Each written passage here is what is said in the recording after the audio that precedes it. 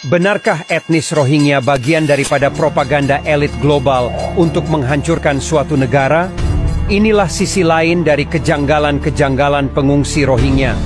Yang pertama, jika memang benar etnis Rohingya dibantai habis-habisan di Myanmar karena mereka beragama Islam, lalu KNPA mereka tidak berjihad, bukankah mereka manusia yang kuat dan suka memberontak, padahal mereka sendiri sudah mengklaim bahwa mereka asli pribumi Myanmar, dan juga jika dipikirkan, selemah apapun umat Islam, pasti mereka akan melawan demi agama dan bangsa sekalipun harus bukti. Apakah mereka tidak mengerti konsep jihad? Atau jangan-jangan mereka bukan muslim, melainkan munafik? Yang kedua, ada unsur permainan politik. Yang seharusnya bertanggung jawab atas etnis Rohingya adalah pemerintah Myanmar sendiri, bukan negara lain.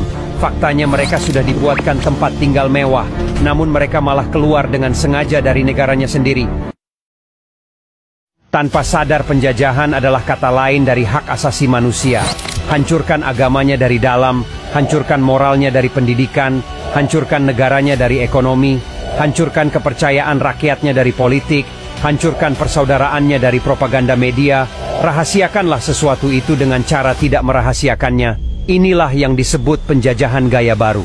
Yang keempat, jika memang benar mereka terusir lalu terdampar dan membawa identitas sebagai orang yang beragama Islam, lalu kenapa mereka tidak membawa Al-Quran untuk dibaca, dan kenapa keislamannya tidak ditampakkan, justru malah jauh dari kata muslim?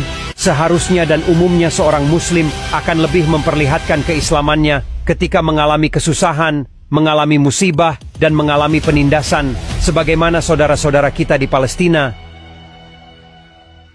Namun kasus Rohingya ini tidak ada sedikit pun tanda-tanda keislaman. Yang ada malah sifat-sifat yang jauh dari kata Islam, rakus, tidak bersyukur dan tidak ada rasa terima kasih. Apakah ini propaganda atas nama agama? Dan apakah dengan cara ini mereka menghancurkan negara-negara Islam? Yang kelima, kasus pengungsi Rohingya mirip dengan kasus Israel yang dulunya menjadi pengungsi di Palestina dengan membawa identitas Yahudi. Faktanya sekarang, pengungsi Rohingya yang dulunya ditolong dan diberi hak hidup, malah sekarang mereka berdemo dan minta tanah. Hal ini terjadi di Malaysia, dan yang harus kita perhatikan adalah mereka membawa identitas Islam, namun jauh dari kata Islam. Hal semacam ini tidak ada dalam sejarah bahwa umat Islam memberontak dan meminta-minta tanah demi kekuasaannya. Berhati-hatilah, dan kalian harus membedakan mana Islam dan mana munafik. Dan kalian harus ingat bahwa kejahatan propaganda yang paling ampuh adalah propaganda agama. Gimana menurut kalian? Komen di bawah.